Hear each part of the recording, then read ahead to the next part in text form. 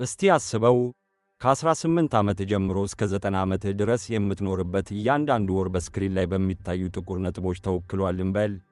መጀመሪያ ላይ ነጥቦቹ እንደ ሰፊና ማለቂያ የሌለው ውቅያኖስ ሊታዩ ይችላሉ። ነገር ግን የማይቀሩትን የሕይወት ግዴታዎች አንድ በአንድ መቀነስ ስንጀምር ያ ውቅያኖስ በዓይን ፊት ሲደርቅ ይታይሃል። ከእነዚያ ነጥቦች መካከል አንድ ሦስተኛው ወዲያውኑ በጭልጥ ያለ እንቅልፍ ይዋጣሉ። ሌላኛው ግዙፍ ክምር ደግሞ በሥራና በትምህርት ይሰለቀጣል። ከዚያም የሰው ልጅ የመኖሪያ ወጪዎች ይመጣሉ። መኪና መንዳት፣ ምግብ ማብሰል፣ መመገብ፣ የቤት ውስጥ ሥራዎችና የግል ንጽሕናን መጠበቅ። እነዚህ ሁሉ ውድ የሆኑትን ነጥቦችን ያሟጥጧቸዋል። አቧራው ሲረግፍና ሂሳቡ ሲሰላ ለአንድ የ18 ዓመት ወጣት የሚቀረው ትክክለኛ የነጻነት ጊዜ 334 ወራት ብቻ ነው። 334! ይህ ጊዜ ለሕልሞችህ፣ ለጉዞ፣ ጥልቅ ግንኙነቶችን ለመገንባትና የምትመኘውን ማንነት ለመቅረጽ የተሰጠ ብቸኛው ዕድል ነው። ይህ ጊዜ ዝም ብሎ የሚባክን ሳይሆን ለወደፊት ማንነትህ የምታፈሰው መዋለ ንዋይ ነበር።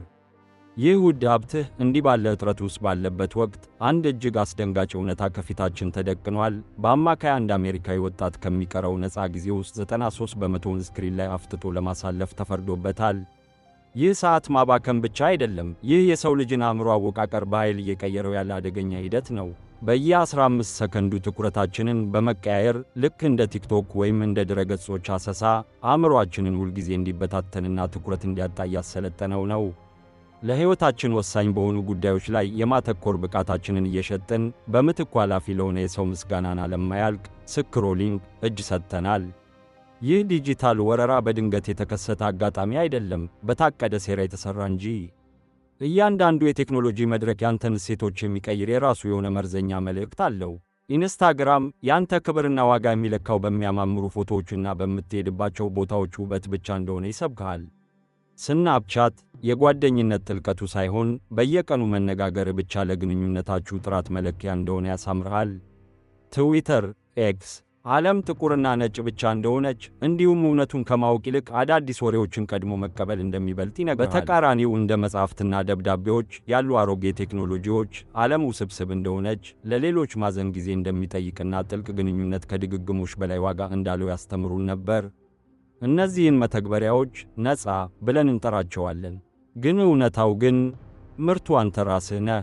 የሶሻል ሚዲያ ኩባንያዎች ያንተን ጊዜ ለመቀማት በጦርነት ላይ ናቸው። ምክንያቱም ያንተ ትኩረት ለእነሱ የትርፍ ዕዳጋቸው ነው። ያንተን መረጃ ይሰበስባሉ፣ ዓላማቸውም የወደፊት ባሕሪን ለመለወጥ ነው። ምን እንድትገዛ፣ ለማን እንድትመርጥና ሕይወትህን የት እንድታሳልፍ ለመወሰን። እስቲ አስበው፣ የአንድ ሰዓት ጊዜን $20 ብታሰላውና በቀን 2 ሰዓት መተግበሪያ ላይ ብታሳልፍ በወር $1200 ለዚያ መተግበሪያ እየከፈልክ ነው ማለት ነው። በእርግጥ ይህ አገልግሎት ነፃ ነው ትላለህ።